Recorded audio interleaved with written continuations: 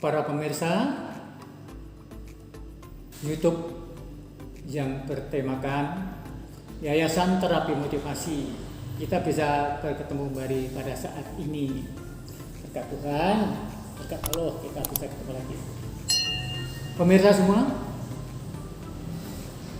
tema hari ini, tema saat ini ingin saya aturkan tentang situasional pada saat sekarang ini, yaitu tentang adanya virus COVID. Tentunya yang saya aturkan ini pada jenengan ini adalah konsep saya. Konsep saya ini untuk jenengan renungkan.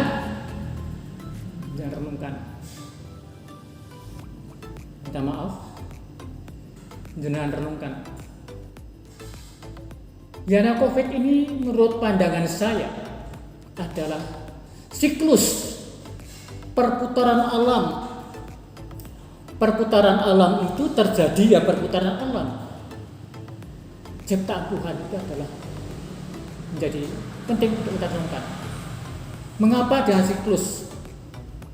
Ada masa subur, ada masa aus, ada musim kemarau, ada musim penghujan. Itu siklus. Musim kemaraunya 6 bulan, musim penghujannya 6 bulan. Ada siang dan malam. Kaitannya dengan siklus ini juga akan mempengaruhi tentang kehidupan makhluk-makhluk di dunia ini. Musim kemarau tumbuh-tumbuhan pada kering. Ikan-ikan pada mencari tempat yang berair. Banyak yang mati. Itu siklus. Bakteri, virus juga demikian. Sekian ratus tahun yang lampau, ribuan tahun yang lampau, itu sudah ada yang namanya virus. Virus itu sendiri tidak akan bertambah jenisnya. Menurut pandangan saya. Tetapi sekarang ada namanya virus corona. Sekian ratus tahun yang lampau ada yang pes sampar, kemudian apalagi. Namanya berbeda-beda. Siapa yang beri nama? Adalah tokoh-tokoh integritas intelektual yang terkait dengan masalah ahli biologi. Sekarang namanya COVID-19. Bagaimana cara saya akan sarankan kepada jenengan. Cara saya yang saya lakukan adalah bagaimana memanage tubuh kita itu baik Allah atau jiwa. Pemirsa, ada sekarang aturan-aturan protokol, jangan ditentang. Kita ikuti aturan-aturannya. Ya apa? Pakai masker, cuci tangan dengan desinfektan. Ya, kemudian jangan berkerumun. Ya, kemudian masih apa lagi? Saya tidak sebutkan. Tetapi saya punya pandangan. Ya, kenapa leluhur kita itu masih hidup pada waktu sekian tahun yang lalu sampai kita itu hari ini ada? Pasti leluhur kita itu adalah orang yang punya integritas. Apa integritasnya? Sadar memilih tubuh kita itu rumah jiwa milik Allah. Sadar betul-betul memilih tubuh kita itu bait Allah.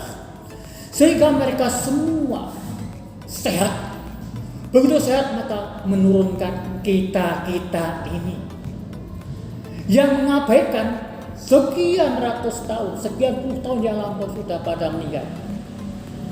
Nah sekarang banyak orang meninggal, ya, tapi banyak orang setua-tua pun masih sehat sampai hari ini. Kenapa? Mari kita renungkan bersama-sama. Kemudian mensikapi tentang aturan-aturan protokol kesehatan tadi. Saya gunakan, saya praktekkan, tapi saya ngumpet-ngumpet pakai maskernya saya ngumpet-ngumpet. Kalau ada bapak polisi saya tutup, kalau tidak saya buka hidungnya. Karena apa? Yang sehat saja pakai masker ngap. Maka kita harus cerdik seperti ular, harus lembut seperti merpati. Ya. Kalau kita dalam kerumunan banyak orang, mungkin kita tutupi hidungnya, kita tutupi. Supaya apa? Supaya jangan sampai kita itu salah di hadapan mereka semua. Itu masker pakai. Kemudian saya pakai desinfektan. Desinfektan untuk membersihkan tangan. Yo, dari kemana-mana, ya sudah agak dingin, cuci tangan. Kalau panas-panas kemudian langsung cuci tangan, langsung cuci kaki, apalagi mandi, itu tidak sehat dong. Dari panas langsung dingin, tidak sehat. Maka kita harus cerdik, ya, cerdik. Kemudian kerumunan kita tinggalkan, maka kita nge-zoom, kita ketemu lewat YouTube seperti ini. Bagian dari kita itu menghindari perkerumunan, menghindari kerumunan banyak orang. Padahal saya rindu sekali pada jenengan untuk face to face. Dalam situasi sekarang ini tidak hanya sakit jasmani, tapi juga sakit rohani. Tidak saya uraikan, sakit mental, sakit spiritual, sakit sosial, sakit finansial. Situasi COVID itu terbentuklah penyakit-penyakit 6 tadi. Jasmani, rohani, mental, sosial, spiritual, sampai pada tingkat finansial.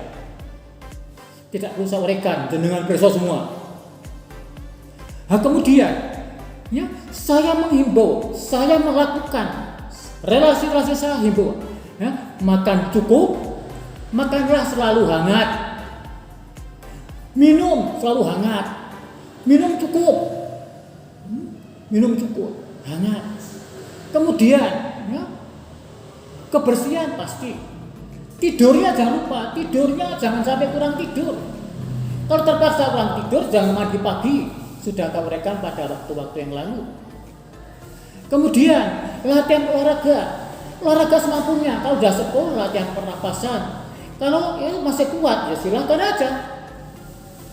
Fisiknya ya dirangsang supaya apa? Supaya muncul kekuatan, daya tahan, speed, agility atau reaksi. Ya, tidak menentukan. Di rumah tidak berinteraksi pun kita bisa berkarya. Apalagi jenengan-jenengan yang punya pikirnya luar biasa. Beda dengan Pak Darno, ngetik aja tidak mampu. Hanya ngoceh begini saja bisanya. Tapi monggo, mari. Kemudian kok tadi menyarankan makan dan minum dan ya, tidur cukup, olahraga teratur. Apa korelasinya? Saya sering minum ya, minuman yang memiliki ya, zat antiseptik, menjadi zat desinfektan yang dihasilkan dari alami, bukan zat desinfektan kimia. Mengapa? Bukan kapasitas saya berbicara tentang kimia, karena bukan siapa-siapa saya. Tetapi dengan minum, ada jahe, minum kopi, minum kunyit, ya, ada zat desinfektan secara alami. Bagaimana membuktikan zat desinfektan alami? Kopinya pahit. Kenapa kok tidak manis? Kalau manis, tanda kutip, virus juga bisa masuk, bakteri juga bisa masuk. Semut aja masuk kok karena manis. Makanan-makanan tanda kutip ada kunyit, ada jahe dan sebagainya itu saya tidak menggunakan gula. Tapi bukan berarti antipati dengan gula. Tapi bicara tentang zat desinfektan alami. Pembuktiannya bagaimana? Semut tidak mau mendekat. Masakan-masakan, minuman-minuman yang ada zat desinfektan alaminya itu, semut tidak mau mendekat. Semut tidak mau, apalagi virus dan bakteri. Pemirsa, ini menjadi bahan perenungan kita bersama, terutama saya. Renungan saya sampaikan pada jenengan. Mari kita renungkan apa yang dikatakan Pak Darno itu. Pemirsa, ya, kita ikuti aturan-aturan protokol dari pemerintah, dari dinas, Kementerian Kesehatan dan sebagainya itu. Sekali lagi, makan minum cukup. Minumnya sering-sering yang ada zat desinfektan alami. Yang saya katakan tadi, tidur cukup. Ya, Bagaimana tidur supaya bisa tidur nyenyak? Ini rahasia. Tidak perlu pakai obat tidur, karena bukan kapasitas saya memberikan obat tidur. Mau caranya? Mau persoal caranya? Lakukan, ikuti cara saya. Ikuti cara Pak Darno supaya mudah tidur. Bagaimana caranya? Pada waktu mau tidur, setelah berdoa mau tidur, atau sambil berdoa waktu mau tidur. Tarik nafas, tarik, buang. Kemudian tarik, buang. Sampai seberapa kali. Kemudian muncullah efek relaksasi. Akhirnya ngantuk. Begitu ngantuk, nggak sadar, begitu tidur, tahu-tahu sudah pagi, tahu-tahu sudah pengen kencing, baru sadar. Ya. Mau tidur lagi, lakukan itu. Jadi lakukan relaksasi dengan menggunakan cara tarik nafas, buang. Tarik, buang. Sampai berapa kali kemudian ngantuk. Bagaimana pada waktu mau tidur, pemirsa? Bagaimana kalau mau bangun tidur? Jangan buru-buru bangun. Siapkan dulu jantung kita itu. Dengan cara bagaimana? Tidur kakinya disenderkan, pakai bantal, pakai kursi, pakai tembok. Kemudian tarik nafas, buang, tahan. Jangan langsung dibuang, ditahan dulu. Tahan berapa hitungan? Tarik nafas, buang, tahan. 1, 2, 3, 4, 5, 6, 7, 8, 9, 10 sampai 16 hitungan. Ulang lagi. Tarik nafas, buang, ditahan. Tidak narik nafas dulu maksudnya, tidak nafas dulu. Hitung lagi sampai 16, sampai beberapa kali. Kemudian detak jantung kuat. Sampai darah ke otak, akhirnya segar. Begitu segar, step by step bangun, duduk dulu, ambil tahan nafas, baru turun. Setelah turun mau ke kamar mandi, mau kemana silahkan. Pemirsa, ini bagian-bagian untuk mengantisipasi tentang situasi yang disebabkan oleh COVID, oleh virus ini. Kembali lagi. COVID muncul karena siklus. Entah 100 tahun, entah 75 tahun yang lalu dan seterusnya sampai sekarang muncul lagi. Kembali lagi, ini media yang saya sharingkan kepada siapapun juga termasuk pada jenengan pada saat ini. Sebenarnya itu sudah saya munculkan pemikiran-pemikiran atau informasi itu kepada beliau-beliau relasi saya semenjak 2020 awal. Dari kapan? Februari itu sudah saya munculkan. Karena saya bergerak bidang kesehatan sehat tanpa obat. Saya punya relasi kena COVID katanya. Kena COVID. Isolasi mandiri, tetapi medianya, caranya itu saya munculkan kepada beliau. Tak terhitung. Tidak perlu saya sebutkan siapa beliau. Pemirsa, pertemuan saya membahas tentang COVID ini ada kesempatan karena diberikan oleh Allah kesempatan untuk mensaringkan kepada jenengan. Syukur ya Allah, syukur ya Tuhan, karena Engkau memperkenankan saya mensaringkan kepada hamba-Mu semua di seluruh masyarakat, lapisan masyarakat apapun juga. Bapak Presiden, Bapak Menteri Kesehatan, Bapak Menteri semua bidang, satukan media untuk mengantisipasi situasi ini. Kembali lagi, jangan mengabaikan himbauan dari pemerintah tentang aturan-aturan protokol kesehatan yang dibuat oleh pemerintah yang perlu kita aplikasikan.